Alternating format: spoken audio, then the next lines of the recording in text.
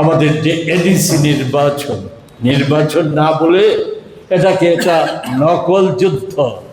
বোঝাপড়ার মধ্য দিয়ে নকল যুদ্ধ, যার ব্লুপ্রিন্ট 1 বছরেরও বেশি সময় আগে দিল্লিতে এই ত্রিপুরার গার্জিয়ানদের মধ্যে অন্যতম যিনি অমিত শাহজি, এই অমিত শাহজির পক্ষে যে ব্লুপ্রিন্ট তৈরি হয়েছে, সেই ব্লুপ্রিন্ট অনুযায়ী নির্বাচনী ফলাফলও সেই ব্লুপ্রিন্ট অনুযায়ী, সেগুলি নিয়ে আমরা আগেও বলেছি, আর নতুন করে কিছু বলার নেই। শুধু বলার বিষয় হচ্ছে এই সময়ে নির্বাচনের পরও আজও যা চলছে সেই ব্লুপ্রিন্ট অনুযায়ী, কারণ গোটা দেশে যেমন এনডিএ সরকার বা বিজেপি সরকার যাই বলি আমরা,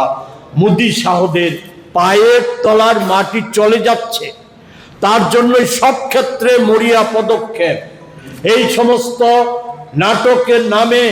ওই মহিলা সংরক্ষণ, যা মহিলাদের অধিকার অনায়াসে যা 7 দিনে কার্যকরী করা যায়, এটা চিরদিনের জন্য পিছিয়ে দিয়েছে। এই সমস্ত নাটক এই মঞ্চস্থ করছে। প্রকৃত ঘটনা যে পায়ের তলার মাটি যে খসে গেছে, এ থেকে